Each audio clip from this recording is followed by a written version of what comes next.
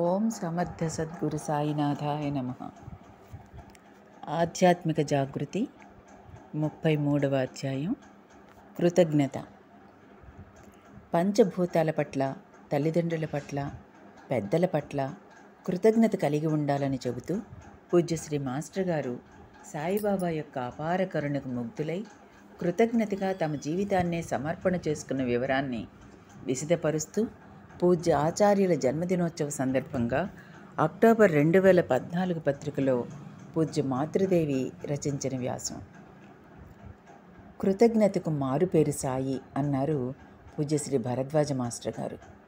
ఇతరులు మనకు చేసిన మేలును గుర్తించి వారి పట్ల భక్తి గౌరవాలు కలిగి ఉండడాన్ని కృతజ్ఞత కలిగి ఉండడం అంటారు. ఈ కృతజ్ఞతకు సూచనగా సహాయం చేసిన వారికి, సహాయం పొందిన వారు ఏదైనా తిరిగి కృతజ్ఞతగా సమర్పించడం కూడా జరుగుతూ ఉంటుంది. ఆలోచిస్తే కానీ ఎవరికి ఎప్పుడు ఎందుకు ఎలా కృతజ్ఞతలు తెలుపుకోవాలో స్పష్టంగా తెలియదు. అందుకనే చాలామంది తమకు ఇతరులు చేసిన మేలుకు బదులుగా తమకు శక్తి ఉన్నప్పటికీ స్వల్పంగా మాత్రమే ప్రతిఫలం ఇస్తారు. కొందరు ఇతరుల నుంచి తమకు ఏ చిన్నపాటి శ్రేయస్సు కలిగినా ఎంతో స్పందించి వారికి సహాయం చేస్తారు. మరికొందరు తమకు ఇతరులు చేసిన మేలును గుర్తించను కూడా గుర్తించలేరు. అంతేగాక వారికి అపకారం కూడా చేయ తలపెడతారు. వీరినే కృతజ్ఞులు అంటారు. ఇటువంటి వారి వల్ల తమకు ఇతరులకు కూడా చాలా అశాంతి కలిగి పరిస్థితులు దారుణంగా తయారవుతాయి. దీనినే స్వార్థపరత్వం అంటారు. మానవులలో ఈ స్వార్థ గుణం పెచ్చు పెరిగిన కొద్దీ కృతజ్ఞత పెరుగుతూ పోతుంది. ఎంతసేపటికి తమకు ఇతరుల వల్ల వచ్చే లాభాన్ని గురించే ఆలోచిస్తారు గనుక అవతలి వారిని మోసం చేసైనా సరే తాము లాభం పొందడానికి ప్రయత్నిస్తారు. వీరి వల్ల బాధపడిన వ్యక్తులు, వీరిని చూసిన మరికొందరు కూడా మనమెందుకు ఇలా ఉండకూడదు అని వారు కూడా స్వార్థపరంగా ఉండడాన్ని అలవరుచుకుంటారు. కొంతకాలానికి అలాంటి వారు ఎక్కువవుతారు. దానివలన ప్రపంచంలో అరాచకం ప్రబలుతుంది. చివరకు ఎవరైనా ఇతరులకు సహాయం చేయ సంకల్పిస్తే కూడా అవతలి వారి స్వార్థపరత్వం వల్ల అది చెడుగా తయారవుతుంది. చివరకు మనం ఎందుకు ఇతరులకు సహాయం చేశామా అని బాధపడవలసి కూడా వస్తుంది. నేటి సమాజ దుస్థితి ఇదే. అట్లాగని ఈ సమాజంలో ఎంతోమంది మంచివాళ్ళు లేకపోలేదు. అయితే వారిలో చాలామంది ఇతరులకు సహాయం చేసి మోసపోవడం కూడా కద్దు. కృతజ్ఞతగా ఉండడం అనేది మానవులకు తప్పనిసరిగా ఉండవలసిన గుణం. కారణం, ప్రతి వారు ఏదో ఒక విధంగా ఇతరుల మీద ఆధారపడక తప్పదు. ఏ అవసరాన్ని మనం పొందుతున్నా అది ఇతరుల భాగస్వామ్యం లేకుండా జరగదు. ఉదాహరణకు, మనకు ఉదయం కాఫీకి కావలసిన పాలు, కాఫీ పొడి, పంచదార తీసుకుంటాం. పాలు కావాలంటే గేదెలను పెంచేవారు, మనకు పాలు ఇచ్చేవారు కావాలి. మనకు వాళ్ళ దగ్గరకు వెళ్ళలేని పరిస్థితి ఉంటే మన ఇంటికి వచ్చి ఇచ్చేవారు కావాలి. పంచదార, కాఫీ పొడి తయారు చేసేవారు, వాటిని ఇతరులకు లభింపచేసేవారు లేకపోతే అవి మన చేతికి రావు. ఇలాగే ప్రతి విషయంలో కూడా ఎన్నో విధాల ఎంతోమంది శ్రమ, సహాయం లేకుండా మన పనులేమీ జరగవు. దాందేముంది, మనం డబ్బులిచ్చి కొనుక్కుంటున్నాం కదా అని అనుకోవచ్చు. కానీ మన దగ్గర డబ్బులు ఉన్నప్పటికీ, అవతలి వాడికి డబ్బులు అవసరం ఉన్నప్పటికీ వాడు ఇవ్వకపోతే మనమేమీ చేయలేం. మనం గేదెలను పెంచుకోలేము. అలాగే పంచదారకు అవసరమైన చెరుకు పంటను, కాఫీ పంటను పండించలేము. కనుక డబ్బు ఉండడమే సరిపోదు, అవతలి వాడి సహాయం తప్పక కావాలి. అందుకని ఈ ప్రపంచంలో ప్రతి సుఖం వెనకాల ఇతరుల శ్రమ దాగి ఉంటుంది. ఇది గుర్తిస్తే గానీ మన జీవితాలు సక్రమంగా నడవవు. అంతేగాక పంచభూతాల పట్ల కూడా మనం కృతజ్ఞత కలిగి ఉండాలి. పంచభూతాలు లేకుండా ఒక్క క్షణం కూడా మనం జీవించలేం. అవి మన ప్రాణాధారాలు. అందుకని పెద్దలు నిద్ర లేవగానే భూమికి కృతజ్ఞతతో నమస్కరించాలని చెప్పారు. అమ్మా, నీ మీద కాలు మోపుతున్నాను, మలమూత్ర విసర్జన చేస్తున్నాను, మా నిత్యావసరాల కోసం నిన్ను తవ్వడం, దున్నడం మొదలైనవి చేస్తున్నాను. నీపై జన్మించిన ఈ బిడ్డను క్షమించి ఆశీర్వదించి కాపాడవలసింది అని ప్రార్థన చేసి భూమి మీద కాలు మోపమని చెప్పారు. అలాగే సూర్యుని పట్ల, వాయుదేవుని పట్ల, జలం పట్ల, వీటన్నింటినీ తమలో తనలో ఇముడ్చుకున్న ఆకాశం పట్ల కృతజ్ఞత కలిగి ఉండాలని చెప్పారు. అంతేగాక మానవ జన్మ రావడానికి కారణభూతులైన తల్లిదండ్రుల పట్ల, వారికి కారణభూతులైన పెద్దల పట్ల కూడా కృతజ్ఞత కలిగి ఉండాలని చెప్పారు.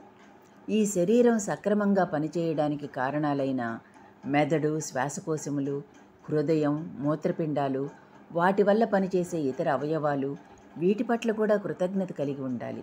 కారణం, వీటిలో ఏది సక్రమంగా పనిచేయకపోయినా మన శరీరం కుంటుపడుతుంది. దీనినే వైకల్యం అంటారు. అందుకని ఈ శరీరాన్ని జాగ్రత్తగా పోషించుకుంటూ, దాని ద్వారా మనం అవసరాలను తీర్చుకుంటూ, ఈ శరీరం పట్ల కూడా కృతజ్ఞత కలిగి ఉండాలి. ఇక్కడ తమాషా ఏంటంటే, ఇవన్నీ చేయడానికి కారణాలైన మనస్సు, మెదడు చేతనే మనం వాటికి కృతజ్ఞత చెబుతున్నామన్నమాట. అంటే కృతజ్ఞత చెప్పడానికి అవసరమైన మనస్సుకు కృతజ్ఞతాభావం కలిగి ఉండాలని ప్రబోధిస్తున్నామన్నమాట. అందుకని ఇతర వికారాలకు లోను కాకుండా సత్యమైన వాటిని గుర్తించి వాటి పట్ల కృతజ్ఞత కలిగి ఉండాలని మనస్సుకు ప్రబోధిస్తూ ఉండాలి. ఈ ప్రబోధించే దానినే బుద్ధి అంటాం. బుద్ధి అనేది సక్రమంగా పనిచేయకపోతే మనస్సు అనేక పెడమార్గాలు పట్టవచ్చు. దానివల్ల వచ్చే కష్టాలు అనుభవించవలసి రావచ్చు. అయితే ఈ బుద్ధికి మంచి చెడు తెలిసేదెట్లా? ఏది మంచో ఏది చెడో ఎలా తెలుస్తుంది? దానిని చెప్పగలవారు ఎవరైనా ఉన్నారా? దీనికి సమాధానం చెప్పగలవారు మహాత్ములు, సద్గురువులు. వారు నిస్వార్థంగా జీవిస్తారు. తమ కోసం ఏమాత్రమో జీవించరు. కనుక నిరంతరం ఇతరుల శ్రేయస్సు కోసం పాటుపడతారు. మానవులు ఏ విధంగా ప్రవర్తిస్తే ప్రశాంతి పొందుతారో, దానివల్ల వచ్చే లాభం ఏమిటో వివరించి చెప్పి వారిని సన్మార్గాన నడిపించ ప్రయత్నిస్తారు. సద్గుణాలేమిటో, దుర్గుణాలేమిటో, స్వార్థపరత్వం వల్ల వచ్చే నష్టమేమిటో, నిస్వార్థం వల్ల వచ్చే లాభమేమిటో నిర్దుష్టంగా తెలియజేస్తారు. అలాంటి వారే కొందరు ధర్మశాస్త్ర గ్రంథాలు, పురాణాలు మొదలైనవి రచించి మనకు అందిస్తారు. ఎప్పటికప్పుడు ఈ మహాత్ములు అప్పటి కాల పరిస్థితులకు అనుగుణంగా ధర్మాన్ని బోధిస్తారు. వారి వల్ల వారి చెంతకు వచ్చిన చాలామంది సన్మార్గాన నడవడం జరుగుతుంది. కొందరు తామున్న స్థితి కంటే మెరుగైన స్థితిని కూడా పొందుతారు. అందువల్ల సుఖశాంతులు వారికి, వారి పక్కనున్న వారికి కూడా కొంత శ్రేయస్సు కలుగుతుంది.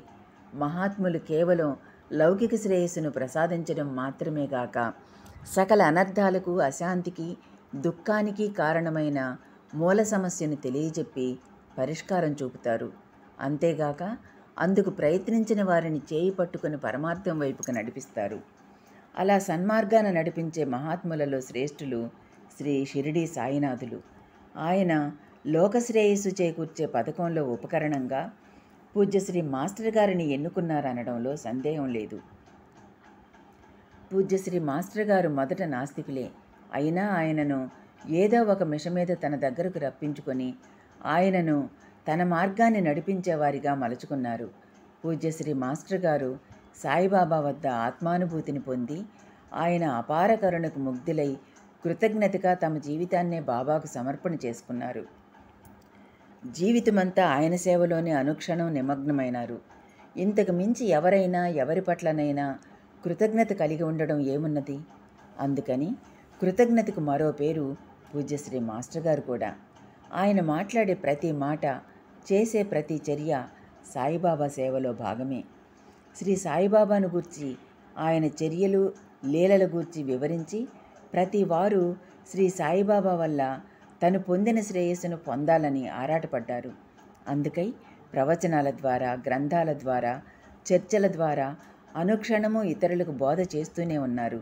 అందువల్లనే నేడు మనం అందరము మన సంస్కారాలను అనుసరించి కొద్దో గొప్ప శ్రేయస్సును పొందగలుగుతున్నాం. పూజ్యశ్రీ మాస్టర్ గారు కోరుకున్న పారమార్థిక స్థాయిని అందుకోలేకపోయినప్పటికీ అందుకోసం ప్రయత్నం చేసేవారు ఎందరో ఉన్నారు. లౌకిక శ్రేయస్సును మాత్రమే కోరేవారికి లౌకిక శ్రేయస్సును ప్రసాదిస్తూనే తమ బోధల ద్వారా వారిని పరమార్థం వైపుకు నడిపిస్తారు. ఉదాహరణకు ఒక సమస్యకు పరిష్కార మార్గం చెబుతూనే ఆయన ఇలా అంటారు: ఫలానిది చేస్తే నీకు ఈ సమస్య తొలగుతుంది. కానీ సమస్యలపైన సమస్యలు నిరంతరం వస్తూనే ఉంటాయి. వీటికి అంతెక్కడా? అలాగాక వీటికి మూలమైన దానికోసం ప్రయత్నిస్తూ ఉంటే ఈ సమస్యలు నీటి మీద గీతల్లాగా వచ్చి వెళ్ళిపోతుంటాయి. అవి నీ మనస్సును ఏమాత్రం ప్రభావితం చేయలేవు. సమస్యలకు పరిష్కార మార్గాల కోసం ప్రయత్నిస్తూనే మనస్సును అశాంతి వైపుకు మళ్లకుండా ఉంచుకోవడానికి ప్రయత్నించాలి. అప్పుడే శాంతి లభిస్తుంది. చూడు, ఏ మనిషి అయినా సమస్యలతో బాధపడకుండా ఉన్నాడేమో? ప్రస్తుత ప్రపంచమంతా సమస్యల వలయంలో చిక్కుకొని అశాంతితో కొతకొతలాడిపోతుంది. అలాగాక ఇదే ప్రపంచంలో ఉంటూనే శాంతిని పొందగలవారు, నిశ్చింతగా ఉండగలవారు మహాత్ములు మాత్రమే.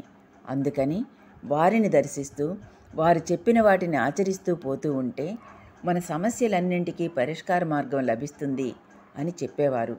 వాచా చెప్పడమే కాక ఎంతోమంది మహాత్ములను తాను దర్శించి వారి దర్శనం చేసుకుని వారి కృప పొందవలసిందని చెప్పి ఎందరికో వారి దర్శన ఆశీస్సులను లభింపచేశారు.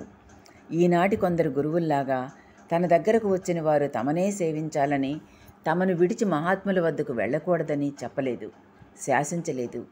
ఆయన వద్దకు ఎవరైనా ఎప్పుడైనా రావచ్చు, వద్దని వెళ్ళిపోనవచ్చు. ఆ స్వాతంత్రాన్ని కూడా ఇచ్చారాయన. ఆయన ఇలా అనేవారు, నా వద్దకు వచ్చిన వారి వల్ల నాకు గల లాభమేమున్నది? రాని వారి వల్ల వచ్చిన నష్టమేమున్నది? వచ్చిన వారికి బాబా సేవగా భావించి బాబా గురించి చెబుతాను, లేకపోతే బాబా స్మరణ చేసుకుంటాను. నాది నష్టం లేని వ్యాపారం. ఎవరు వచ్చినా రాకపోయినా, పూజించినా దూషించినా నాకు ఒరిగేదేమీ లేదు. నా తెల్ల వెంట్రుక ఒక్కటి కూడా నల్లబడదు. నా జీవితకాలం పొడిగింపబడదు. అందుకని సాయిబాబా కృపకు పాత్రుణ్ణి కావడానికి మాత్రమే నిరంతరం నేను ప్రయత్నిస్తూ ఉంటాను. బాబా కృపను మించి నాకేమీ అవసరం లేదు. అందులో భాగంగానే వచ్చిన వారికి ఆయన గురించి చెప్పడం, వ్రాయడం చేస్తుంటాను. సాయిబాబా వల్ల వారు శ్రేయస్సు పొందితే చాలు. ఆయన చెప్పినట్లే ఆయన తన జీవితాన్ని బాబా సంకల్పించిన యజ్ఞంలో సమిధిగా చేసుకున్నారు. శ్రీ సాయిబాబా పట్ల కృతజ్ఞతతో మాస్టర్ గారు సాయిబాబా గురించి, ఆయన లీలలు బోధల గురించి ఎందరికో తెలియజెప్పి ఎందరినో సన్మార్గాన నడిపించారు, నేటికి నడిపిస్తున్నారు.